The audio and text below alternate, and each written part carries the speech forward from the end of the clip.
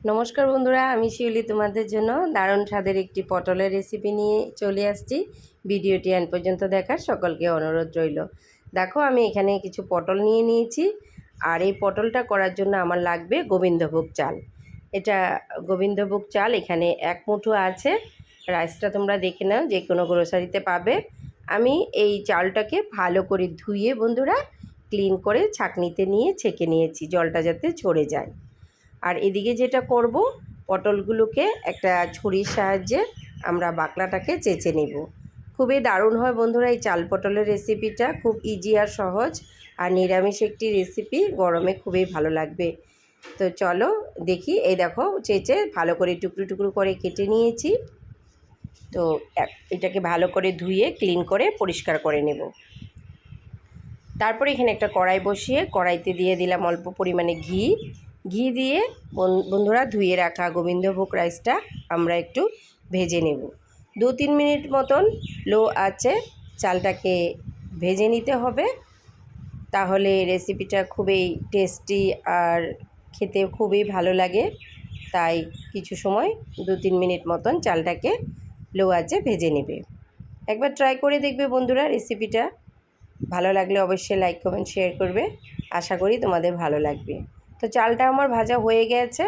তো এখন আমি কড়াইতে দিয়ে দিলাম মাস্টার অয়েল, দিয়ে আমরা বন্ধুরা কেটে রাখা পটলগুলোকে একটু ভেজে নেব। তার মধ্যে দিয়ে দিব অল্প পরিমাণে হলদি পাউডার, টারমারিক, আর দিয়ে দিব অল্প পরিমাণে 1/2 টিস্পুনের মতন সল্ট, নুনটা দিয়ে ভালো করে পটলটাকে আমরা ভেজে নেব। বেশ কিছুক্ষণ নাড়াচাড়ি করে ভালো করে ভেজে নিয়েছি। দেখতে পাচ্ছ পটলটা আমার ভাজা হয়ে গেছে। তারপর বন্ধুরা আমরা কিছু আলু কেটে নিয়েছি, খুবই কম পরিমাণে। তোমরা চাইলে আলুটা না দিতেও পারো, দিলেও ভালোই লাগে। তা আলুটাকেও ভেজে নিব। আর একটা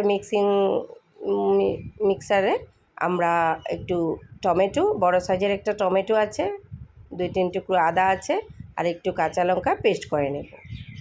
তারপরে বন্ধুরা আমরা তেলটা আমি একটু কমিয়ে দিচ্ছি, তাই অল্প যতটুকু লাগবে সেই তেলটা আমরা দিয়ে দিলাম। এখানে একটু গরম মশলা আছে, আর শুকনো লঙ্কা, তেজপাতা, গোটা জিরা, এলাচ, লং, দারচিনি গরম মশলাতে আছে।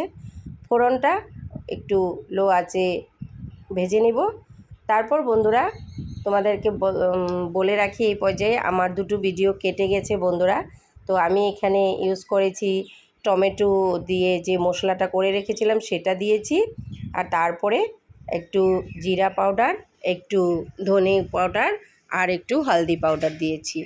ওগুলো দিয়ে আমি অল্প পরিমাণে চিনি দিয়ে সামান্য একটু জল দিয়ে মশলাটাকে ভালো করে নাড়িয়ে চাড়িয়ে ভেজে নেব। যখন গ্রেভির থেকে একটু তেল ছেড়ে দিবে বন্ধুরা, তখন এই পর্যায়ে আমরা এখানে ভেজে রাখা গোবিন্দভোগ চালটা ইউজ করে দেব।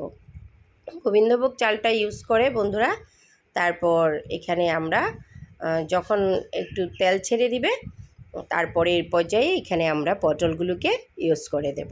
পটলগুলো দিয়ে মশলার সাথে ভালো করে পটলটাকে মিক্স করে কষিয়ে নিব, ভালো করে মিলিয়ে নিব নাড়াচাড়ি করে।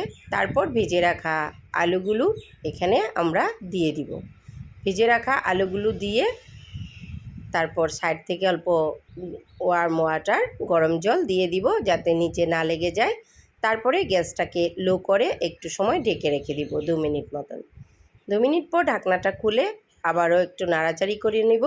এভাবে নাড়াচাড়ি করে 2বার মতন ঢাকনাটা ঢেকে আমরা এটাকে কষিয়ে নিতে হবে। তখন কষানোটাতে ভালো করে কষিয়ে নিলে বন্ধুরা এই রেসিপিটা যে অত্যন্ত দারুণ লাগে খেতে। নিরামিষ এই রেসিপিটি একবার ট্রাই করবে বাড়িতে। তারপরে এখানে আমরা 2 কাপ মতন ওয়ার্ম ওয়াটার, গরম জল ইউজ করে দেব। তো 1 কাপ মতন জল দিয়ে দিয়েছি। তারপর আমরা আরও 1 কাপ মতন জল দিয়ে দিয়েছি।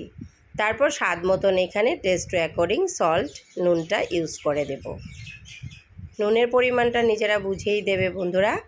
আর অবশ্যই এই রেসিপিতে একটু মিষ্টি ইউজ করবে, চিনি, কারণ যেহেতু এটা মিষ্টি মিষ্টি হয় নিরামিষ রেসিপি। তো ঢাকা দিয়ে লো আছে এটাকে 5-7 মিনিট মতন করে নিয়েছি। তারপর ঢাকনাটা খুলে আমরা এটাকে ভালো করে একবার মিক্স করে দেব। তারপর এখানে একটু কয়েকটা মতন কাঁচা লঙ্কা ইউজ করে দিলাম, আর ইউজ করে দিব অল্প পরিমাণে গরম মশলা পাউডার। তো বন্ধুরা, তোমরা দেখতেই পাচ্ছ গ্রেভির টেক্সচারটা কত সুন্দর হয়েছে। তারপরে একবার ভালো করে গরম মশলাটাকে আমরা মিক্স করে নেব রেসিপিতে। মিক্স করে গ্যাসটাকে অফ করে এটাকে ঢাকা দিয়ে স্ট্যান্ডিং টাইমে 5-6 মিনিট মতন রেখে দেব। তারপর 5-6 মিনিট পর আমি ফিরে আসছি।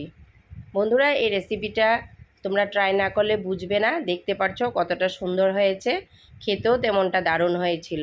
আবারও চলে আসবো অন্য কিছু রেসিপি নিয়ে। ভালো লাগলে অবশ্যই লাইক করবেন। ভালো থাকবেন সবাই।